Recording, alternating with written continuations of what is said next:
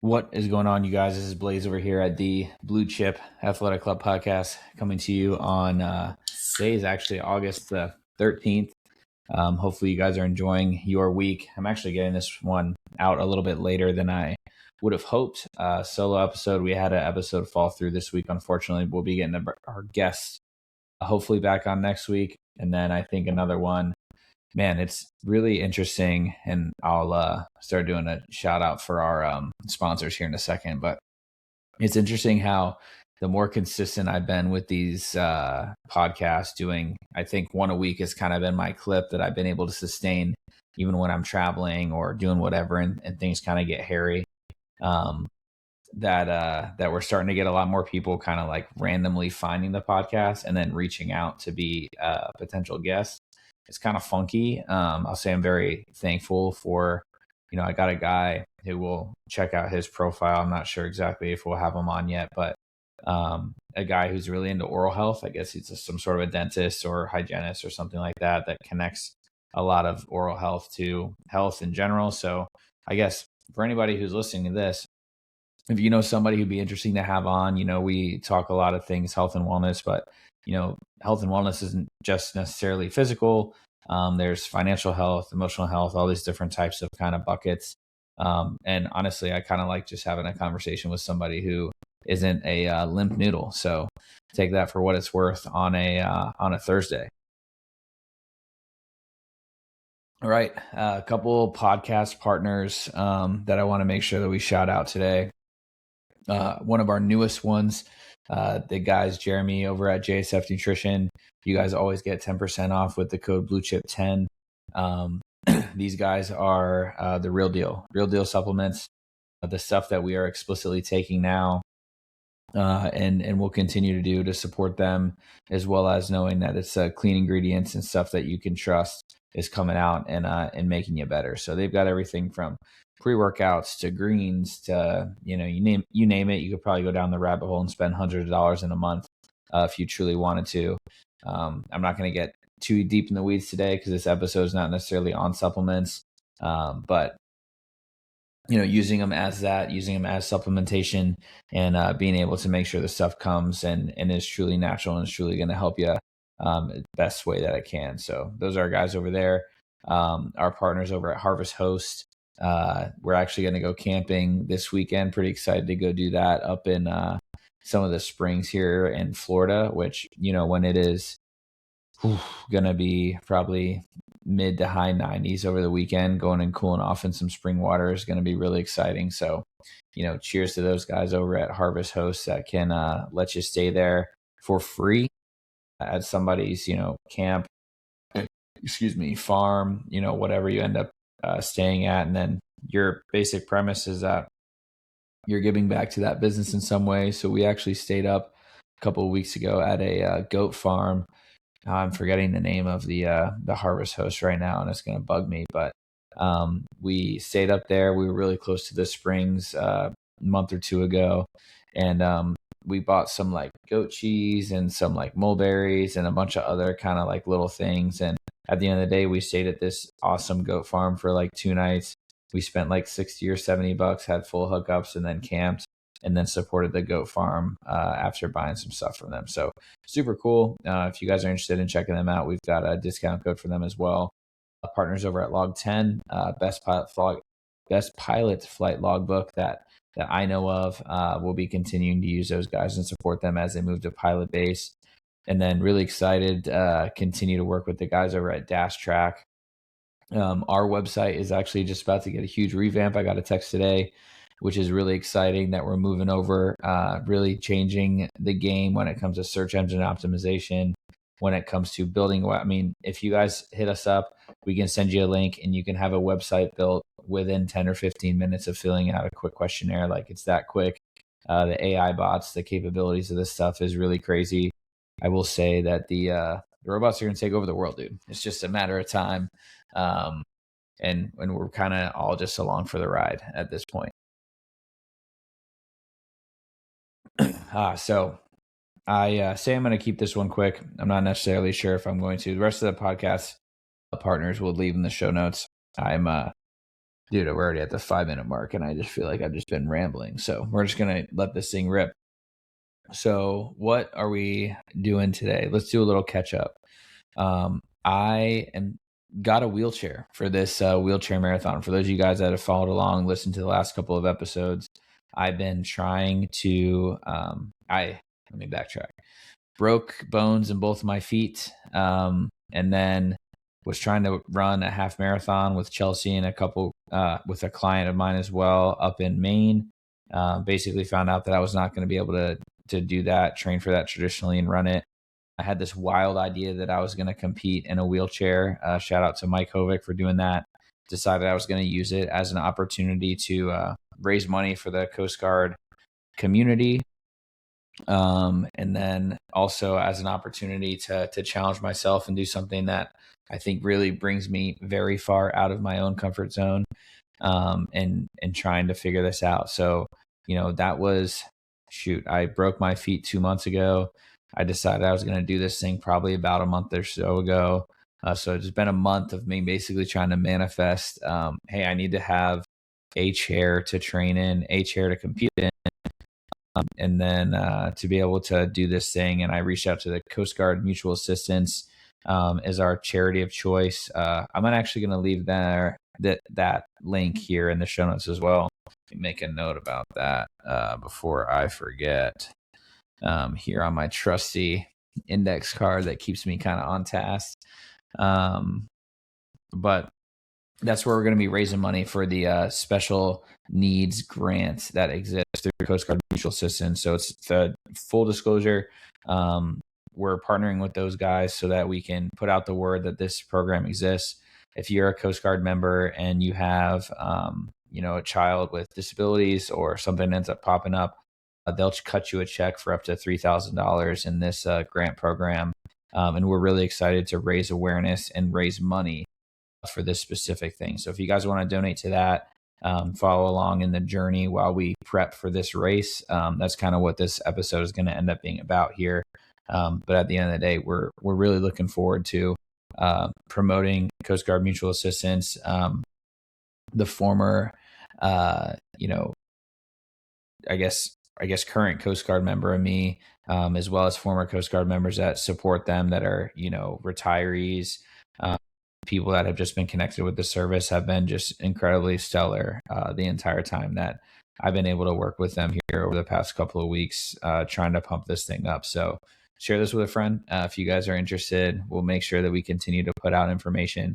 I've been doing training videos, although I've been lacking the last week or so because we were on vacation, but I got some kind of in the hopper here that we can publish and, make it so that you guys are able to see how it is to train for a wheelchair marathon. One thing I do want to make sure that I hit on is I'm obviously not somebody who is fully disabled. I'm able-bodied, just nursing an injury. Throughout this course of this fundraising opportunity, I'm training in a wheelchair, wheeling around our neighborhood, trying to learn how to operate that, and I'll talk about that here in a second.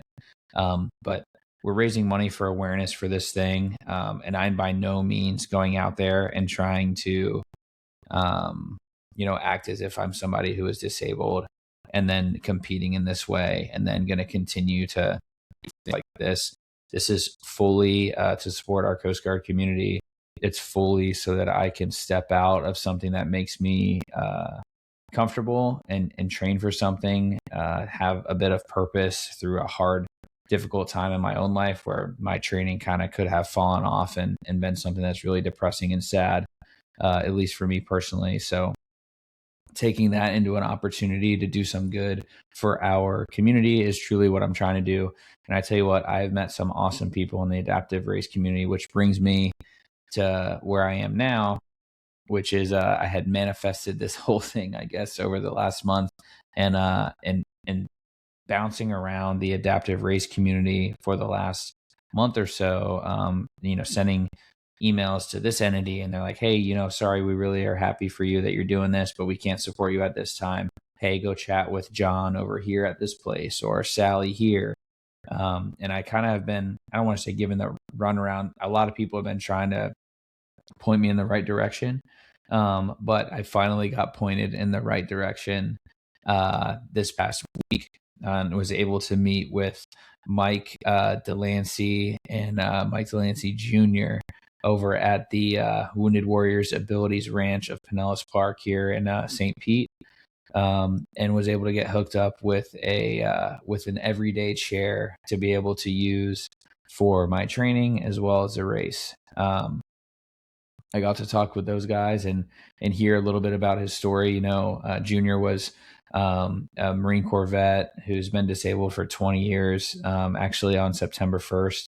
And we're looking forward to, hearing more about his story. I'm actually going to try and have him on the show at some point to talk about kind of what they do at the Wounded Warriors Abilities Ranch. I don't want to speak out of turn, but they've got some really high level adaptive sports communities, which, dude, how cool is it that like by happenstance, I get connected with guys that have had like hardship and then continue to play sport. They've got like national championship rugby teams, really successful basketball teams. They're starting football. So what an awesome community to kind of be like welcomed into as an able-bodied person. And somebody that they're like, hey, the more the merrier. The getting the word out about these guys being here is only going to help them out. So really, really cool. Meeting them, talking to them, and then being able to walk away with the chair and start my official training journey. But the first time that I actually been able to ride in a chair is less than 2 months away from race day. So what happened? Yesterday, I decided to take the chair on a inaugural roll around the neighborhood here. And we did about 0.75 miles. Now, for those of you that aren't familiar with an everyday chair, I was not, somebody who had much knowledge of this at all, but two obviously big wheels on the back, similar to your normal chairs. And then the two wheels in the front are kind of swivel wheels. So I found when I'm riding around the neighborhood here that any, let's say you're riding on the road. Most roads have this kind of nice I don't know if it's convex or concave, but kind of this like domed shape, right? Where the ends fall off for drainage. Well, if you're not perfectly in the middle of that road, the front tires or front wheels want to like turn and then pull you down into the crack of the road. So I'm learning that there is a learning curve to this thing, and hopping on it and thinking that I was going to be able to do, 13 miles, in 2 days is naive for sure. So I'm glad I took it out yesterday, got a little humbled. And then this morning tried for round 2. I thankfully, like I said before, I'm definitely persistent. I took the chair out and I went for about a 1.5 mile ride this morning. And that, I don't know what the ride took me yesterday, the first ride, but the second ride I did 1.5 miles in about 22 minutes.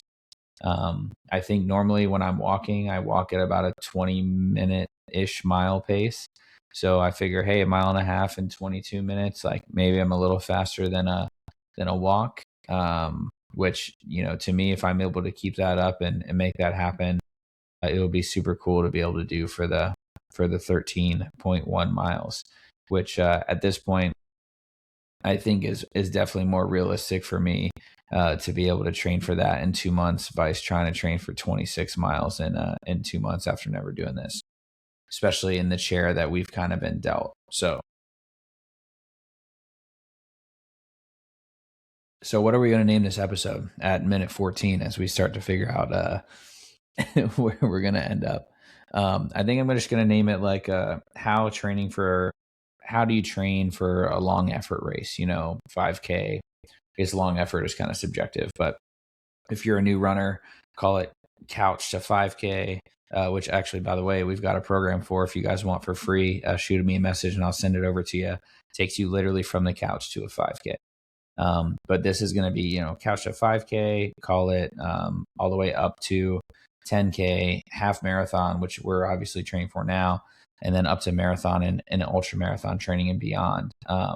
Because it's a very similar format and structure that you're able to take into all these different parts of training. And it's funny, I actually had a conversation with my sister-in-law the other day about how a lot of the running that people will do and fall into the habit of doing this, and this is myself included as well in early days of my running journeys, is that you would just go out and you just be like, oh, I'm just going to run like 2 miles, and you just like get it.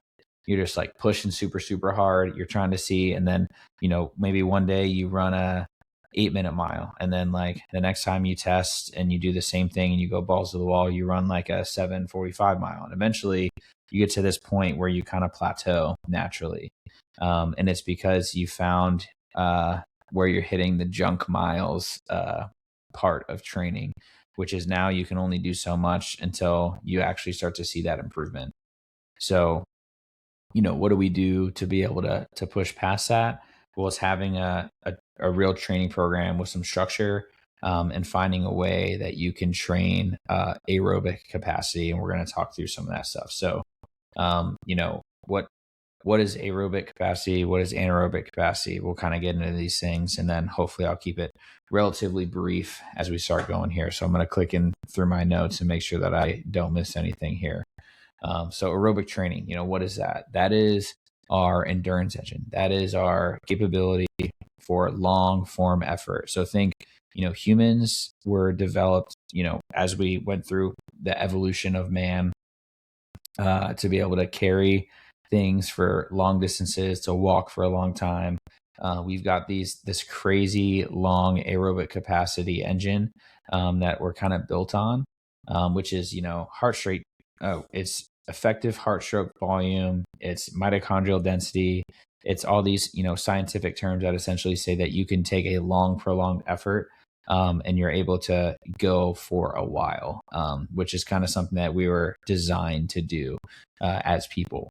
Whereas, anaerobic training, this is going to be kind of like your HIIT style of training. This is what a lot of people think of when they're thinking CrossFit, or they're thinking these other like quick, rapid energy, very intense bursts of energy. Maybe it's speed, maybe it's hills, maybe it's kicks on a run. All those different types of things are kind of the way that you translate over to that anaerobic kind of part of your training. The key thing I think that is of note is there is a balance between the two, and you do need to have two to be able to make improvements in your long effort training. So your 5K, 10K, half marathon, marathon, and beyond. But the split would probably surprise a lot of you. Definitely surprise me. So if you're looking to train for a longer effort race, we're going to use my half marathon today as our kind of example. Half marathon is going to be about 80 to 90% easy work, i.e. aerobic work. And then that 10 to 20% is going to be that anaerobic. So those sprint efforts, that really purposeful, hard style of training. And that's how you're going to be able to stay on that path so that you avoid those junk miles that I kind of alluded to before. So what does that look like for you? What does it look like for somebody who is looking to get into, whether that's running, or for me, kind of getting into the chair? It looks like 1 or 2 days a week in your training protocols where you're working really hard, and then the rest of the days are going to be that like easier style of effort. Now, in our Couch to 5K program, we talk about it all through kind of like a breathing metric. So, hey, whether you're breathing in and out through your nose, whether you're bringing it in through your nose, out through your mouth, whether you're bringing it in and out through your breathing, in and out through your mouth, what does that look like for you? And obviously that we've translated it into what I'll call gear system, gears 1 through 5.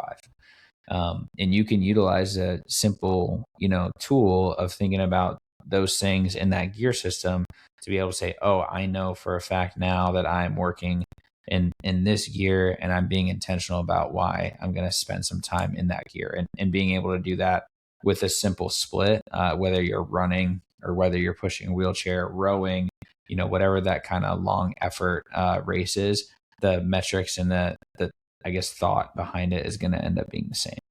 So what's a broad kind of framework for someone who's running and or training 3 to 6 days a week? Hey, on Monday you rest or recover.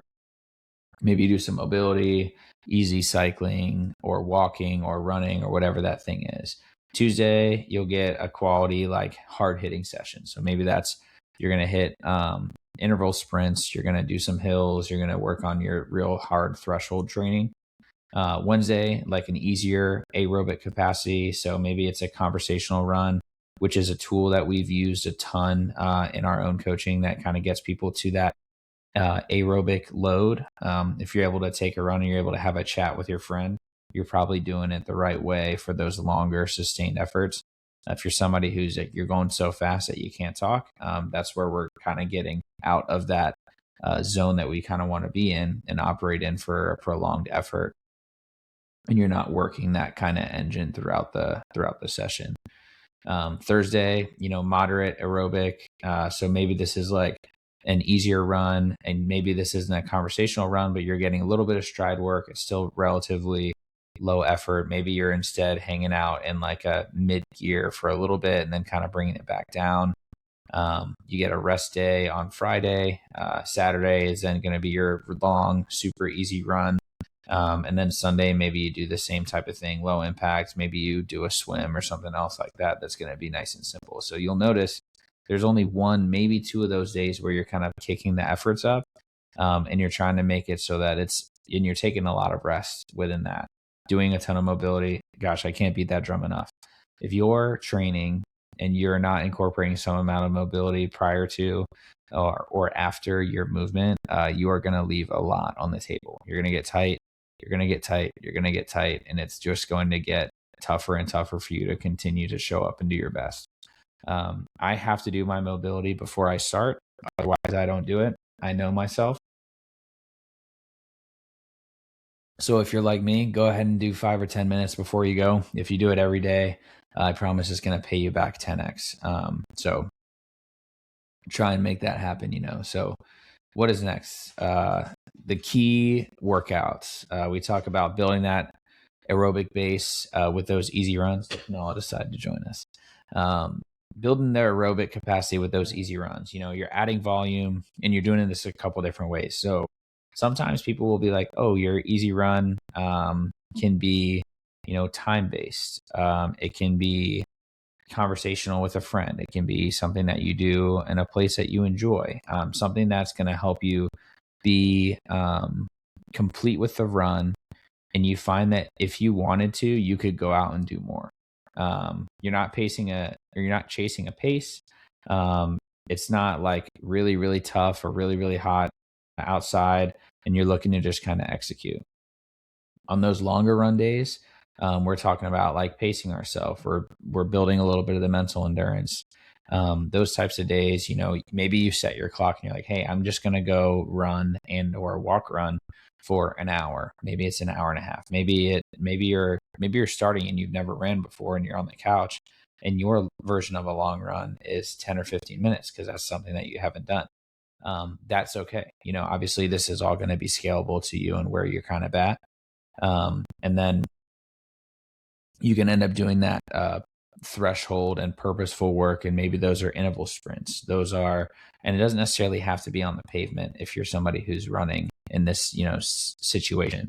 Maybe it's echo bike intervals. Maybe you're using a skier. Maybe you're using a rower. Maybe you're swimming and you're getting in the water and you're sprinting that swim, and then you're resting for a lap or two, and then you're sprinting the swim again. So there's other ways that you can kind of start to lean into that and build that tempo work in, and not necessarily have to be something that you're like, oh, this has to look incredibly black and white. All right. So how does a training change by race distance? This is a question that we've been asked. Even though I'm not somebody who throws up that I do a lot of running, there's a time when I was training heavily for high rocks that I was doing a ton of running. And you end up running about an 8K, or it is an 8K during that race. But your main emphasis for kind of all of these races ends up changing. So if you're in a 5K, you're doing more like aerobic power.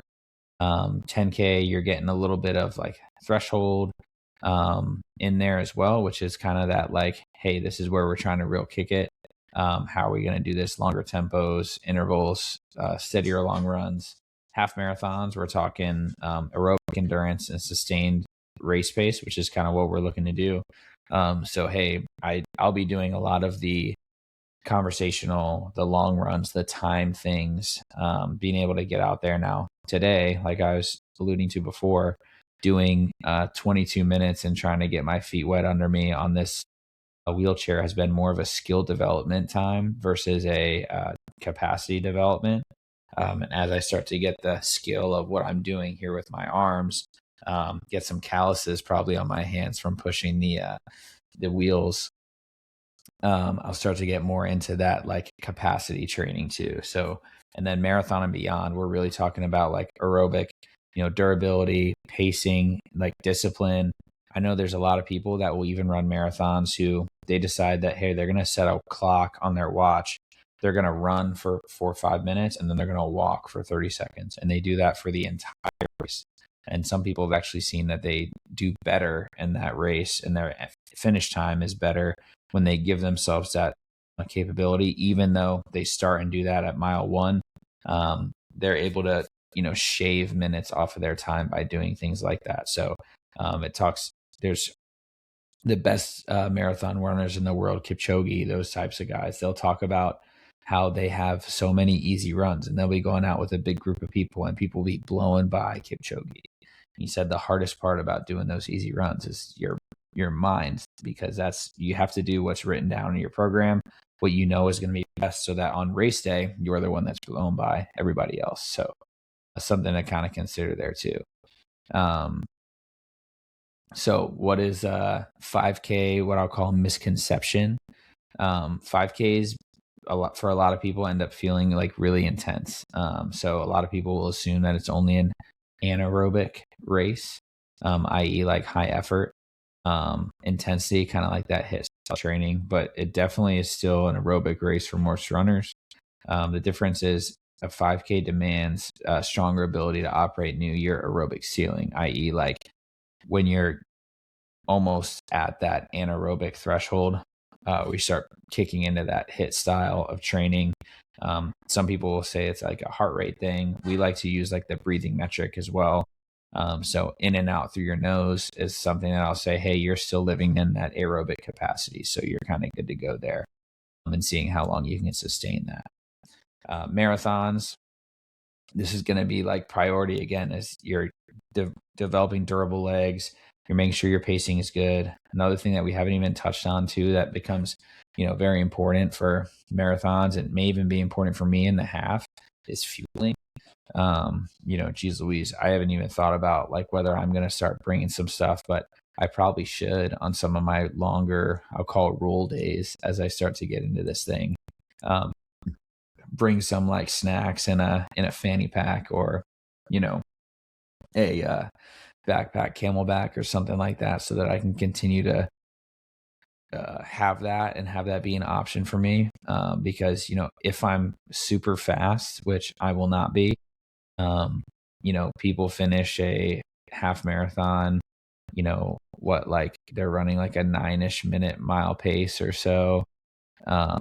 Those guys are finishing in and around the 2-hour mark or so.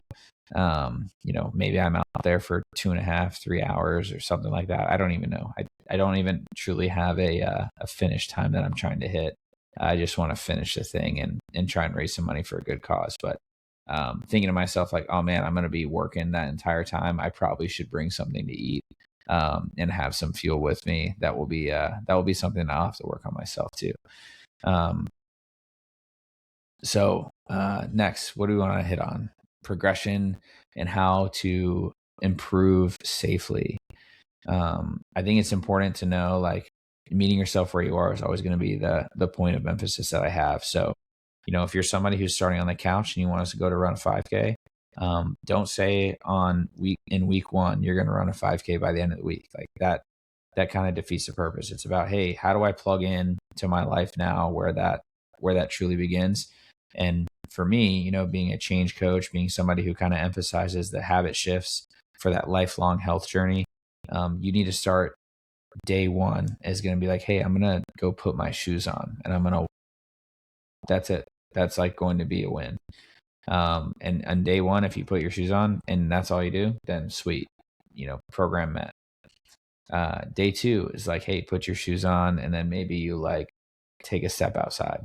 And if you take one step outside, like, hey, that is a win now. And day 3 is like, hey, put your shoes on, take a step outside, and walk to the end of the street and back. And then slowly but surely, you're then going to start walking for 5 minutes, walking for 10 minutes. Maybe it's then like a jog for 10 seconds and then a walk for 2 minutes. And then you repeat that 2 or 3 times. And eventually you find that you start to blend yourself into this training load. You start to get better and better and better. Most of those times you're going to start ending up losing weight, being a little stronger, feeling a little bit more accomplished because you're doing something hard. But it's really about kind of like getting yourself into that long, gradual run at some point, so that you can tolerate and truly build the base over the course of time. And then, you start getting into pushing the envelope, pushing the pace in those 1 or 2 training days in a week. What does that look like? I talked about it before. I love sprint intervals. I love doing some of that explosive work. I even have runs, and I guess I'm going to have to figure out how to do it with rolls now, where you'll work really, really hard for 10, maybe 15 seconds, and then the rest of the time you do anything but run. So there was a time where I did those where I was running around and I would sprint heavy 10, 15 seconds. And then for, minute or the rest of a minute or even 2 minutes or so, you're just like dancing in the middle of the street at 5 a.m. And ironically enough, it's actually pretty fun to do that. And when there's not that many cars out there, you feel like you can do it yourself. So you get the random set of headlights on you and they're like, what the hell is this guy doing in the middle of the street? Let that be known. That's happened a time or two. So if you're listening to this and you see a guy running around in our area, definitely don't hit me, please. We talk about race specific training. So this is super important too. Have you ever, if you're training for 100-mile races, those guys aren't doing 100-mile prep days, especially not very, very short time before the race. A lot of their program is going to be catered to getting them up to maybe 30, maybe 40 miles on their longest days, and then working in that zone, because at the end of the day you don't have 10, 15, 20 hours to commit to this all the time, as you're kind of getting ready to prep. And a lot of the people that have done Ironman and things like that can probably attest to that. This is a long effort of race. You have a lot on your plate to figure out and hammer out. You only have so many hours in the day because you got other responsibilities, partner, kids, work, all these other things. Not everybody gets paid to just work out, I wish, right?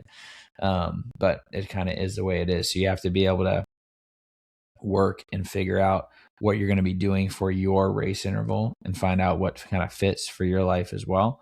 And then kind of work that into your day, into your workouts, and into your training. And then one of the biggest things too that I feel like we never talk about is that taper, is the importance of rest, reducing the volume, especially as you get kind of closer to your event. And I'll kind of relate this back to a personal story. So when I was training for my first High Rocks event that I did out in LA, I was doing a solo High Rocks, and I was kind of getting it up until, I would say, even the week of the race. I think I ended up doing some pretty tough workouts. I was getting after it. I was seeing kind of where I thought I was going to be. I had a big goal of finishing in under an hour and a half, which thankfully I did, doing it by myself. But in the second race, I did a lot more research into aerobic training, anaerobic training loads, doing more research myself, talking with other people that were successful in doing that, and found that if I took the full week off, did kind of some light mobility, maybe some walking, got some really, really good sleep, carb loaded. I use air quotes because I'm not just slamming pasta the night before. It's intentional amount of taking carbs in and changing my nutrition prior to the race, which, I could probably do a whole nother podcast on that in that of itself. But I intentionally changed my macronutrients so that I could have the carbohydrates for that really quick acting energy. The second race that I did, which was a partner race, I felt 100 times better. I raced my ass off. I felt like I was ready to run incredibly fast. Almost like I was like dragging my partner around, who actually he's no skimp himself, and when it comes to running and training too. So knowing that the taper is coming is also going to be super important. And all the work is done. Remember, like the last week, you're not going to get better for that race. So coming there and being the most rested and prepared that you can be, is going to be really important. And that isn't like you work super, super hard up until that week and then you like totally fall off and you do nothing.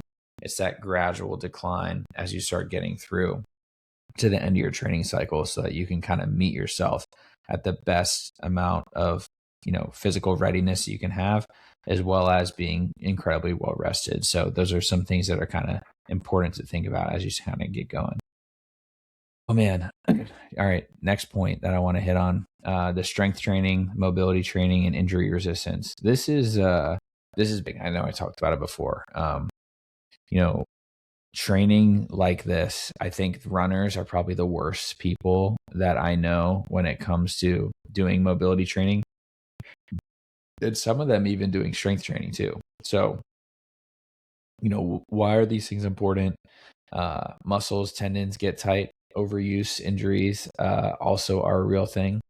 I'll tell you as a quick aside, when it comes to overuse stuff, which applies just as much in youth athletes as it does in adults. But I'm studying for a master's in athletic training development right now. And a big point of emphasis is all of the data.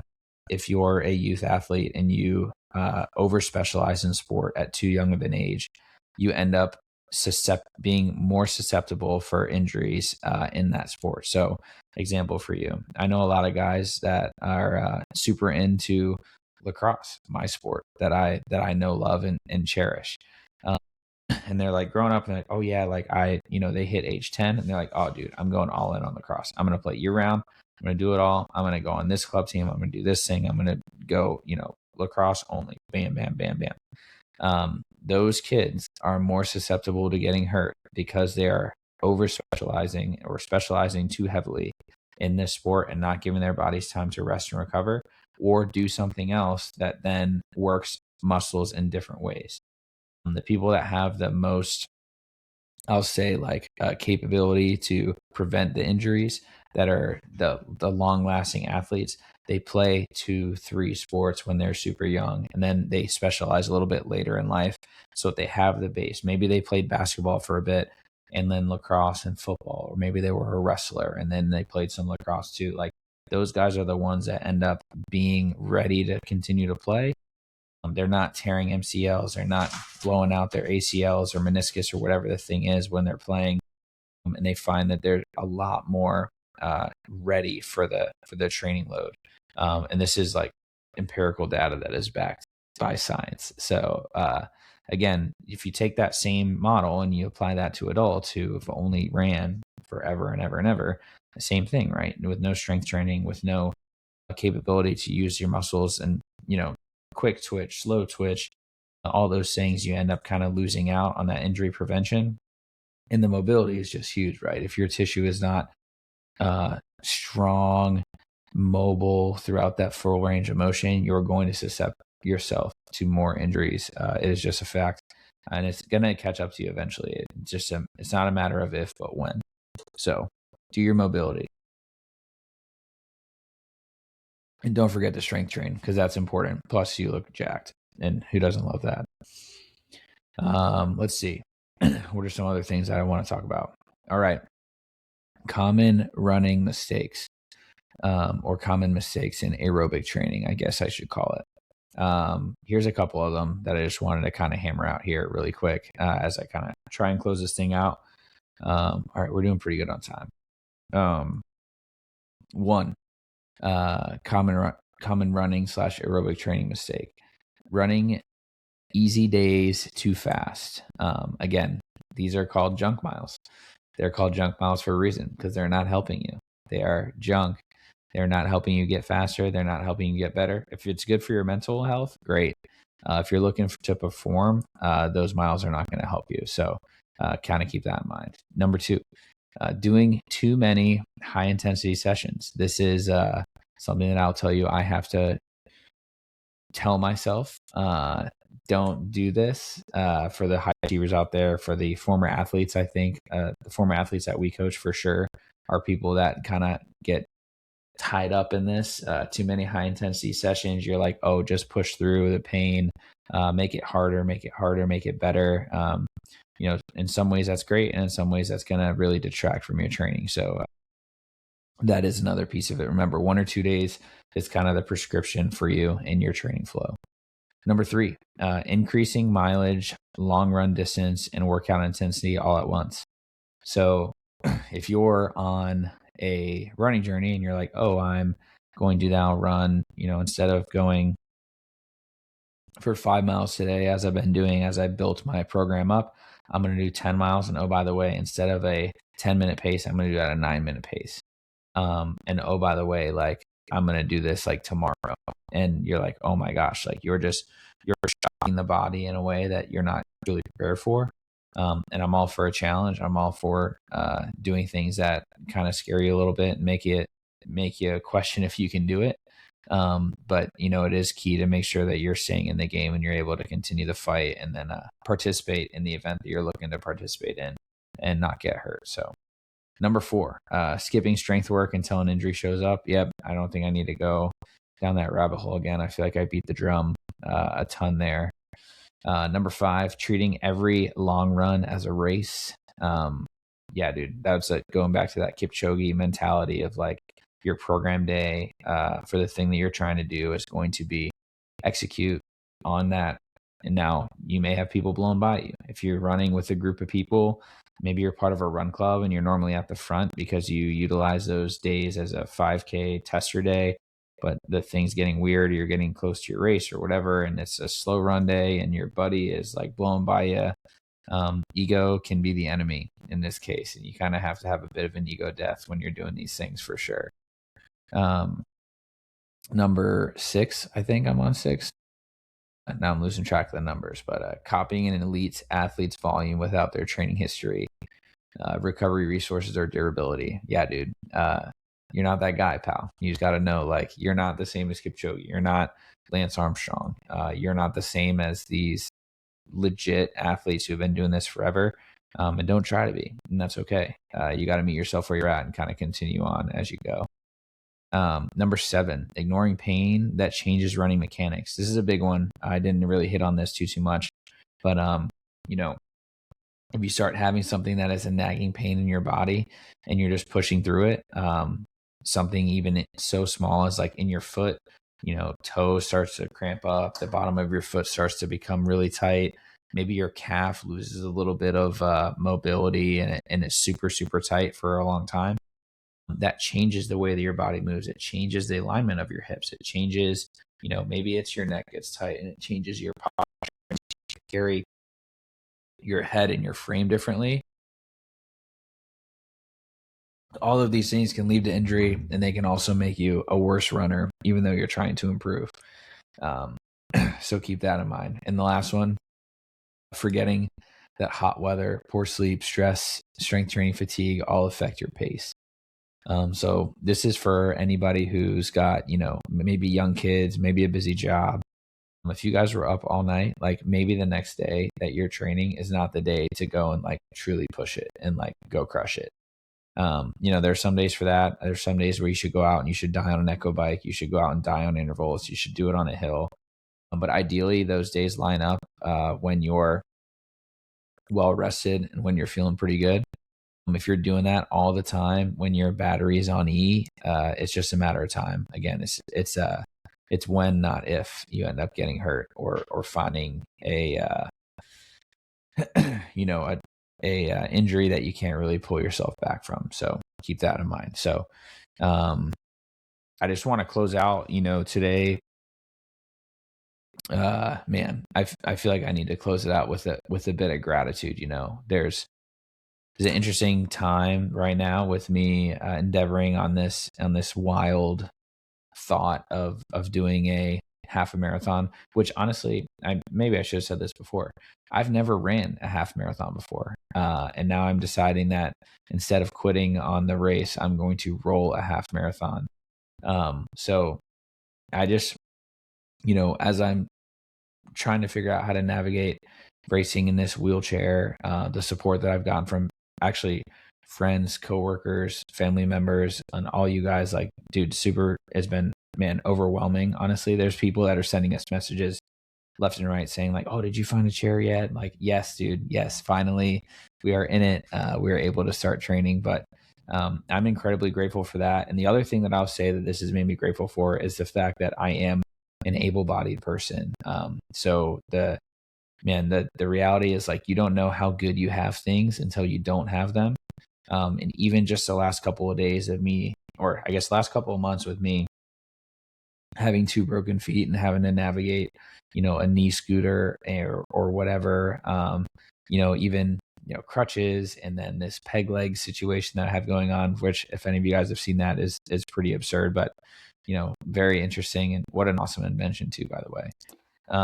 But now, like, being in the chair and seeing like, oh my gosh, like, I'm so much more cognizant of maybe like the width of a walkway, and like whether a place has a wheelchair ramp or not, and whether these things are accessible for people. So what I'll say is, like, it's opened up my eyes to, in communities that I never would have heard of, CAF and all the different people that are over at Top End Sports in St. Pete, that they develop like racing wheelchairs and like specific wheelchairs for people that do these things. Like, you guys are awesome. It's so cool to be able to be even the small observational like piece of this pie, and learn a lot about, the daily struggles that people that have these disabilities go through, and the incredible mental fortitude that they have to continue to do stuff that they love. There's guys going out there and playing rugby and winning national championships, and these guys down here at Wounded Warriors Abilities Ranch are playing rugby games all over the country. And then, oh, by the way, the Paralympic team for Great Britain is asking them to come out there and help train their guys in rugby, which is like, how wild is that these guys are able to continue to do this? And oh, by the way, they're competing at the highest level in this arena, which is just super cool. So again, feeling very blessed the last couple of days, grateful for the fact that, I am able-bodied. For those people that are not, my heart goes out to you. Find a way to do something that you love. And if you need help connecting with those types of people, we've got some guys over there at the Wounded Warriors Abilities Ranch that I hope I can get you guys spun up with. So yeah, what an interesting thing for a Coast Guard pilot, former, lacrosse player, and, just an all around like athlete guy gets kind of into and thrown into. And yeah, it's interesting how life takes it. But all right, that's all I got for you guys. Hope you enjoyed the episode today. If you did, drop us a 5-star review. I really appreciate it. I'm awful about asking about these. Leave a 5-star, say, podcast good. Leave a comment if you like. And then we'll be back hopefully next week or the following week with a couple different guests. And if you guys have guest recommendations, feel free, hit us up, any social media page that you got, anywhere else, and we'll chat and we'll see how it goes. So remember, you don't stop when you get old. You get old because you stop playing. We'll see you guys next time. Peace.